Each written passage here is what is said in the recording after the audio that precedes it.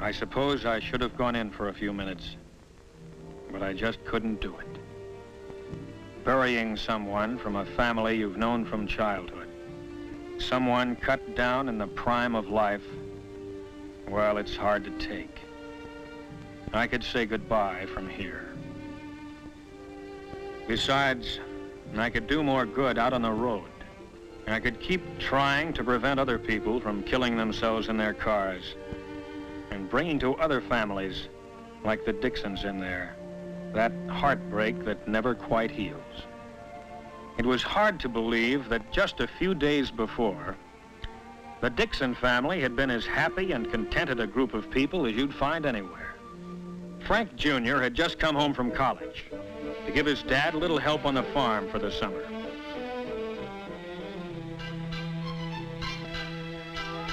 He was a chip off the old block, studying scientific agriculture at school and getting ready to follow in his dad's footsteps. Frank's girl, Betty Hutchins, had been waiting for him, of course. Everyone knew they'd be getting married before too long. Mr. Dixon's new tractor had just arrived down at the Union Pacific freight station, and they all went down to inspect it.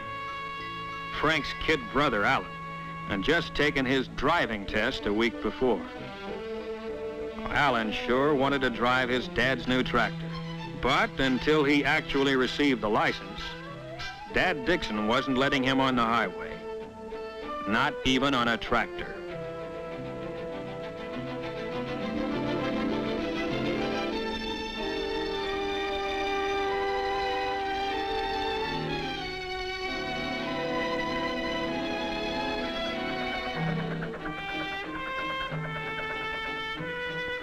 The UP station agent had reminded Frank that the 411 streamliner was due any minute. And of course, with Betty there, he wasn't taking chances anyway. If everyone was that careful all the time, well, a lot of people in the cemeteries would be alive today. It was the next Monday that Allan Dixon's first driver's license arrived in a noon mail delivery. Boy, was he proud of that license. He couldn't wait to show it to his brother. After all, your first license is sort of a milestone. It means all the roads are now open to you. He was proud of the license, naturally, and just as naturally, wanted to make use of it on any errand that his dad or his mother or his grandfather could think of. The only trouble was, I had to choose that moment to drive in and spoil things. Of course, when you've known a family as long as I'd known the Dixons, they don't treat you as a cop, but as a friend. Well, thanks, Miss Dixon. Looks like you're going to have another Dixon to worry about, Hal. Allan got his driver's license. Oh, is that right? Well, let me see it, would you? You bet. Well, I guess that makes it official. When'd you get it? Just came today. Oh, just today, huh? Why'd I see you out driving on Highway 30 yesterday morning? This is my fault. I let him take the car to go and see his girl. I'm sorry I let him have it. I shouldn't have done it. But Allan shouldn't have asked for the car. No, he shouldn't have. Fine way to be starting your driving career. Violation already. I'm sorry. Well, it's only a technical violation. I didn't come here to arrest you, Allan. I knew you'd be getting that license any day now, and I thought this would be a good time to come by and tell you a few of the facts of life about driving before you get started. Now, these are accident reports from my headquarters. Each figure represents someone injured or killed in the state. On city streets, farm roads, highways, and railroad crossings. All the facts and figures are here. Well, some of them you've read about in the papers. Big, spectacular crashes caused by terrific speed, or drunk driving, or some other form of what I call near insanity. But most people only squeeze the law a little, at stop signs, in restricted speed zones and the like. Little violations that most people get away with time after time. Maybe getting a ticket or a warning like Frank Jr. did, but without getting hurt. But those little violations, those little chances you take day by day, that's where you start playing roulette with your life. You're taking a big gamble with your life when you violate a no passing line on the road. You're taking a big chance on the car in front when you follow too closely at highway speeds. Maybe a man will do these things 100 times in perfect safety. Squeeze the law and nothing happens. But don't forget that other law, the law of averages. Sooner or later, it catches up with you. Now, this accident was number 1 for the driver involved. First one he'd ever had. But it was his last one, too. He took one little chance too many. Frank is taking too many chances in his car. Oh, he'll be all right. Won't he, Al? He'll be all right if he takes to heart what I told him about signs. Signs of life. That's what stop signs and all the other road signs really are. And missing one of them as you drive along, or just ignoring it, well, that's one of those little things that kills people. Wherever there's a hazard on the road, there's usually a sign to tell you about it, like a curve warning, or a right-of-way sign, narrow bridge, signals ahead, do not enter, no passing, and many others. But for too many drivers, a stop sign like this, for example, has no importance unless they can see cars crossing the road ahead right now. A school crossing sign. For some drivers, seems to mean little or nothing, unless there are children actually crossing the street at that moment. As for railroad crossings, some drivers act as if the warning signs and tracks don't even exist, unless there's a streamliner passing by right in front of them. And even then, hard as it is to believe, there are many accidents where the driver ran past 3 warning signs and straight into the side of a moving train. It has happened in broad daylight, but it happens even more often at night. That's when the warning sign, the signal, the crossbuck are really your signs of life. Yes, the sign is still there, but you have to be twice as alert to see it. If you hadn't seen the signs, this train might come as a surprise to you.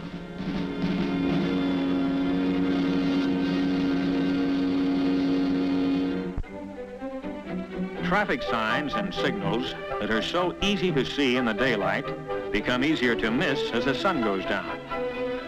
Twilight is a dangerous time of day when things are half visible, half in deepening shadow. Main Street at night becomes a maze of lights and neon signs, all competing with one another to catch your eye. But where's the traffic signal? Oh, there it is, almost lost against the other lights beyond. Even the blinking red light of the railroad wigwag is hard to pick out sometimes. But night or day, these are your signs of life, whose purpose is to keep you alive. It's a strange thing, but some people actually resent traffic signs and traffic laws. How come? Cramps their style. They figure rules are for the other fellow, not for good drivers like themselves. Here's one like that. Robert Bainbridge. Bainbridge? From Meridian High? Yeah. Oh, I know him. I ran against him on the track team.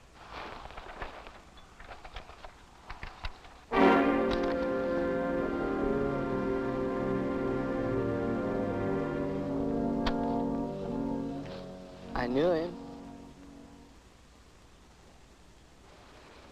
I'm sorry, dear.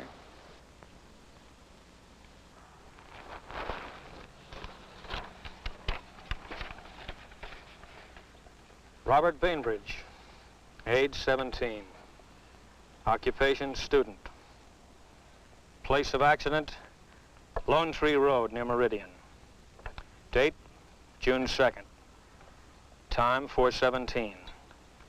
Weather clear and dry.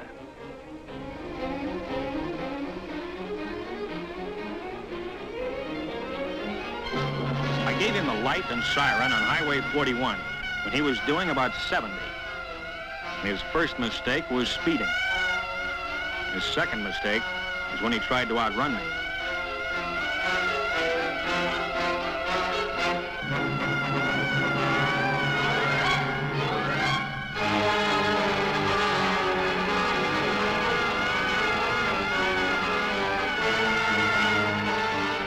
Then he turned off into Lone Tree Road. That was his third mistake. I didn't chase him on that gravel road. I didn't want him to keep up that speed on such a treacherous footing. I just followed along without the flasher or siren, hoping he'd realize what he was doing before it was too late. I lost sight of him around a turn. He took it way too fast for gravel.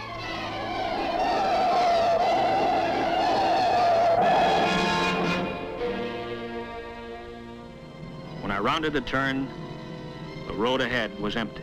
I knew what had happened even before I found the car. Of course, the boy had tried to stop when he felt his car going out of control, but he never had a chance.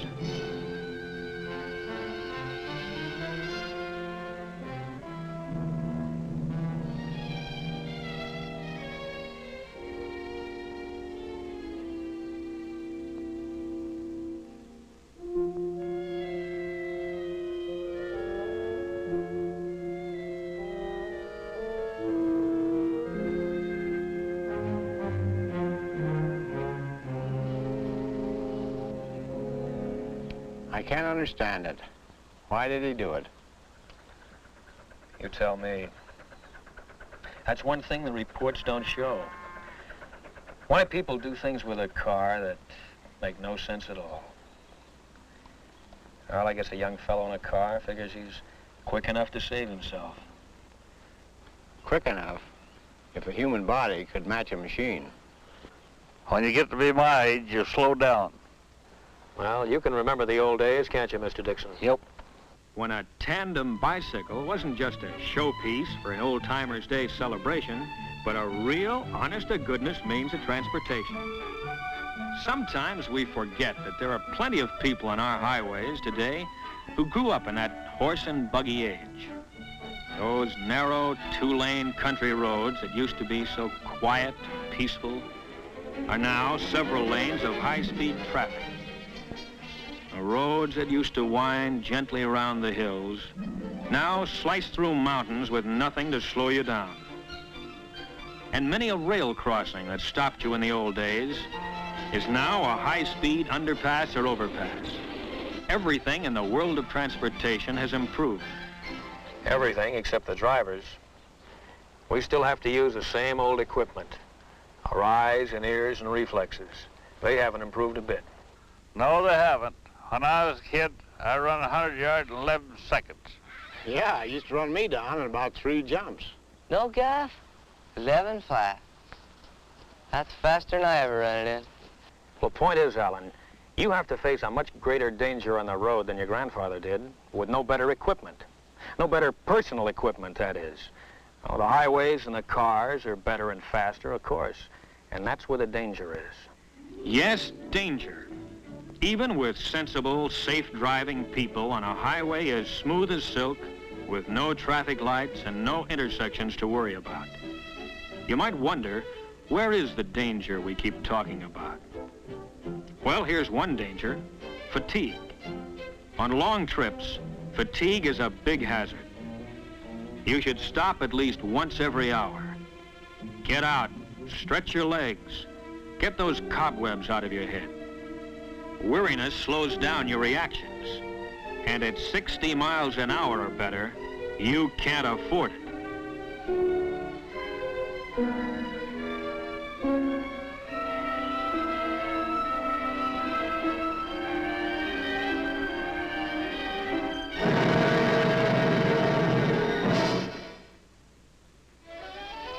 And here is still another danger: lack of attention to the road. Sure, it's an open highway. Maybe there aren't many cars, but it only takes 2 to tango.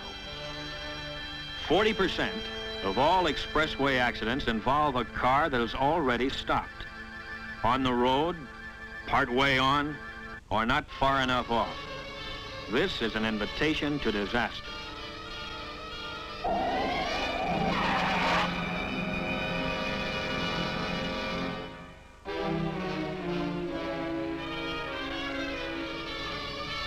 Here is another hazard of our superhighways that we patrolmen see all too often.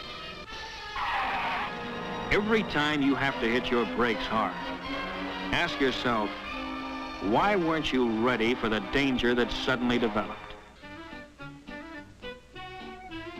The parked car that suddenly pulls out without looking is always sudden, of course, and always surprising. The man who decides at the last moment to make a turn. The entering car that fails to yield the right of way. Well, sure, the other fellow's often wrong, and if he causes a crash, it's all his fault. But you may be dead just the same. In a lot of accidents, it's pretty hard to tell just who is to blame, isn't it, Hal? Impossible to tell sometimes.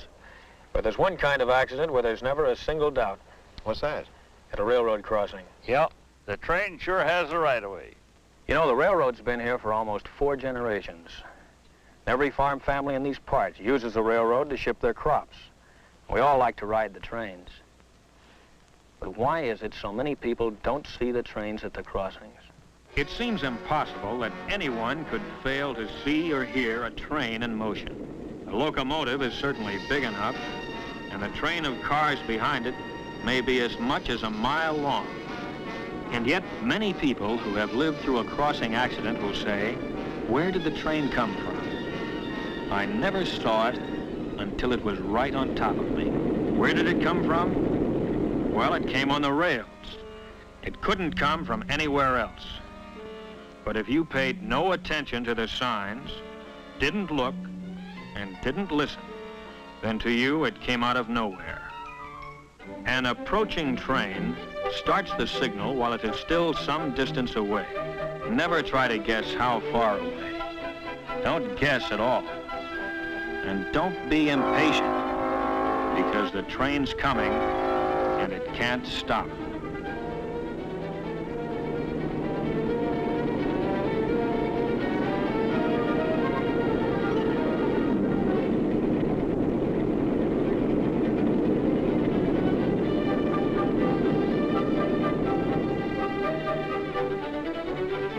Any signal in action means that a condition of fatal danger exists at this moment, at this crossing.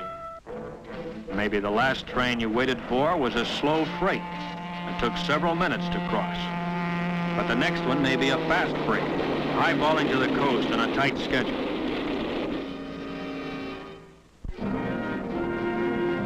Remember that many freight trains today are faster than passenger trains of 15 years ago. Many crossings have more than one set of tracks, each one a separate hazard. When you cross, make sure all tracks are clear. Yes, don't let a double track double-cross you. Stop, look, and listen, the crossbuck says. All right, let's listen. As this train approaches, let's see how close it comes before we hear it.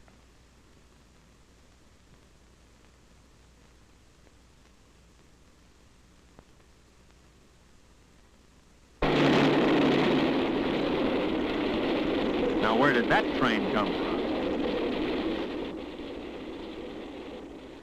Where does any train come from? It comes on the rails, of course. And who gets killed at the crossing? Someone who's crossed that same track at the same place 1,000 times before. But just one time, he didn't look. One time is all it takes.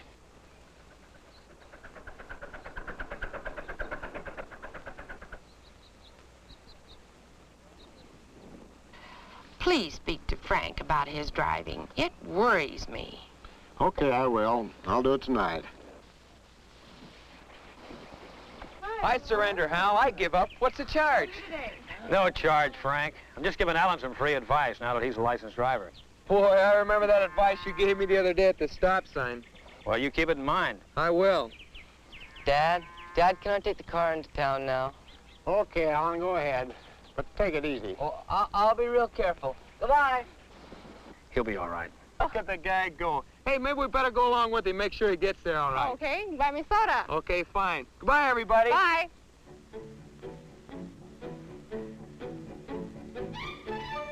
So, there went Allan with his new driver's license, and Frank and Betty right behind, on as nice a summer day as you could wish for.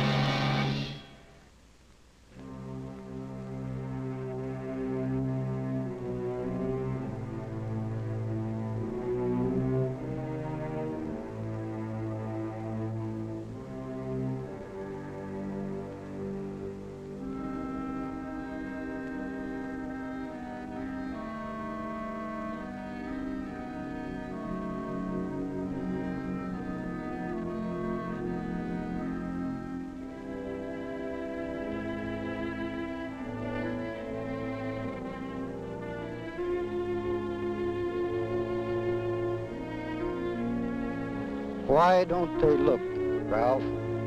Tell me. Why don't they look? No, I didn't go in.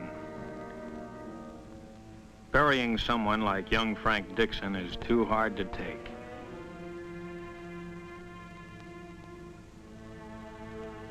My place was out on the road. Out on the road, I could at least try to keep other people from killing themselves in their cars. So if the next car I stop happens to be yours, don't tell me you were only speeding a little, only breaking the law a little, only doing something a little bit wrong. Save that for somebody else, brother, because I see too many little follies that end up with someone a little bit dead.